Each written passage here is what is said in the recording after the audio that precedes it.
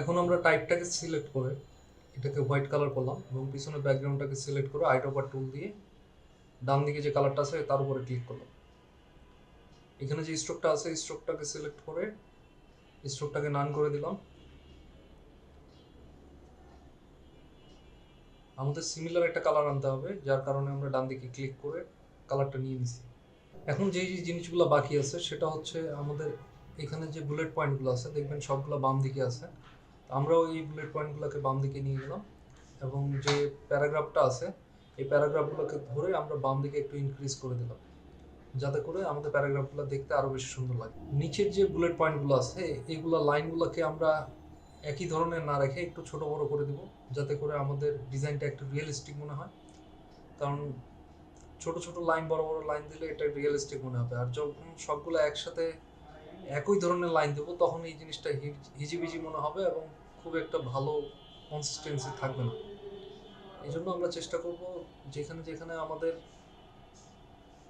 ছোট বড় লাইন দেওয়া দরকার সেখানে আমরা ছোট বড় লাইন ইউজ করব, যাতে ডিজাইনের যে একটা সামঞ্জস্য সেটা যেন বজায় থাকে। দেখেন আগের চাইতে এখন অনেক সুন্দর লাগতেছে ডিজাইন। এরপরে আমরা এই ডিজিটাল মার্কেটিং লেখাটাকে সিলেক্ট করে অরেঞ্জ কালার করে দিলাম এবং এটাকে ইনক্রিজ করে মোটামুটি 30 পয়েন্ট পর্যন্ত আমরা রাখবো, যাতে করে সিঙ্গেল একটা যেহেতু টপিক এই জন্য এটা যেন ফুটে ওঠে। আমরা এখানে লগোর কালারটা হোয়াইট করে দিচ্ছি,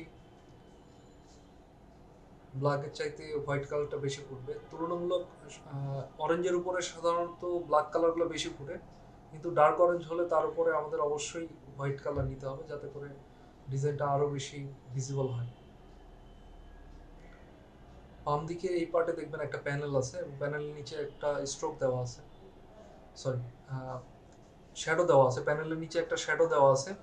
তো এই শ্যাডোটা কীভাবে দেবো, প্রথমে আমরা রেক্ট্যাঙ্গেল নিয়ে নিব এই জায়গাতে এবং তারপরে রেক্ট্যাঙ্গেলটা সিলেক্ট থাকা অবস্থায় চলে যাব আমরা effect, stylish, drop shadow. Drop shadow এখানে দিয়ে দিচ্ছি আমরা 30% এবং প্রিভিউ অপশনটাতে দেখে এক্স অফসেট ওয়াই অফসেট যতটুকু আমাদের কম বেশি করা দরকার করে নিব এবং আমাদের ব্লার যতটুকু করা দরকার করে নিব। তবে এখানে আমরা করতেছি 0.5।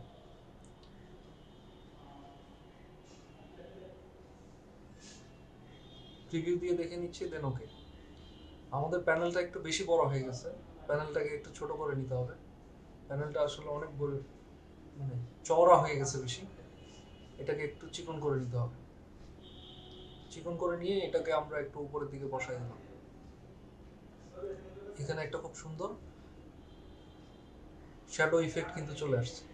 এখন বাম দিকে যে লেখাগুলো আছে, বাম দিকে উপরের লেখাগুলো, এখানে উই হ্যাভ লট এই লেখাটাকে আমরা করে দিলাম হচ্ছে অরেঞ্জ কালার এবং উই চুজ যে লেখাটা আছে এই লেখাটাকেও আমরা সিলেক্ট করে আইডোপার টুল দিয়ে এটাকেও করে দিলাম আমরা অরেঞ্জ কালার। এরপরে আমরা যে বুলেট পয়েন্টগুলো ইউজ করছি বুলেট পয়েন্টগুলোকেও আমরা ইয়েলো কালার করে দিলাম। এরপর দুইটাকেই সিলেক্ট করে আমরা প্যারাগ্রাফটার উপরে সেকেন্ড ক্লিক করে স্থির করে দিয়ে আমরা ভার্টিক্যাল অ্যালাইন সেন্টার যে অ্যালাইনমেন্টটা আছে সেই অ্যালাইনমেন্টটা কমপ্লিট করতেছি। কন্ট্যাক্ট আস ডিটেলসের নিচে দেখবেন একটা রেক্ট্যাঙ্গেল দেওয়া আছে, আমরা রেক্ট্যাঙ্গেল থেকে একটা ছোট একটা প্যানেল এখানে নিয়ে নিলাম যাতে এটা বেশি হাইলাইটেড হয়।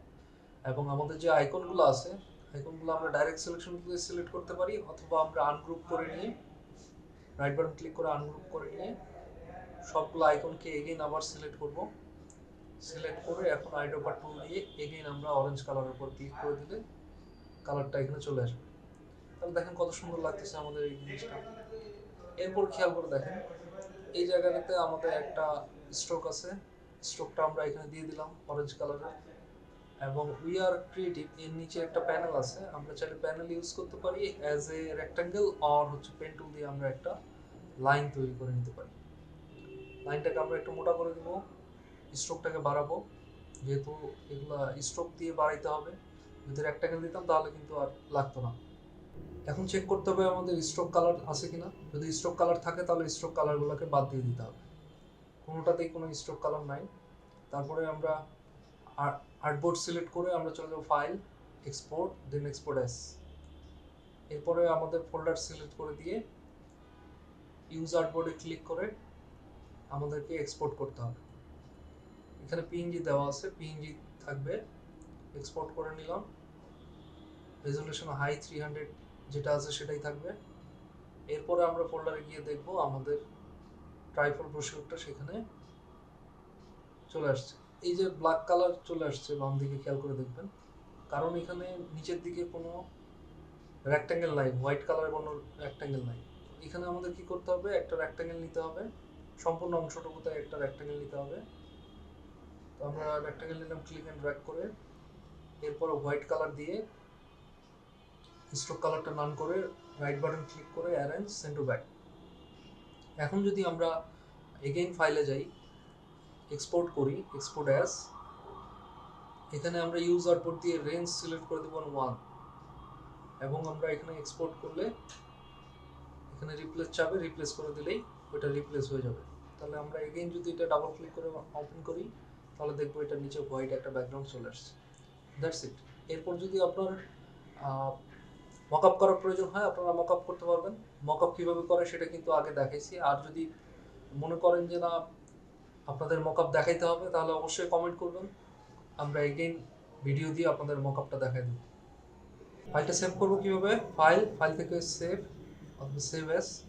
সেভ এস কম্পিউটার, এরপরে আমাদের ফোল্ডারটাকে সিলেক্ট করে দিয়ে সেখানে আমাদের নাম লিখে, অবশ্যই অ্যাডোবি ইলাস্ট্রেটর যে ফাইল আছে সেভ এস টাইপ যেটা আছে ওইটা অ্যাডোবি ইলাস্ট্রেটরই থাকবে, তারপর ওকে ক্লিক করে দিলে আমাদের ফাইলটা সেভ হতে থাকবে।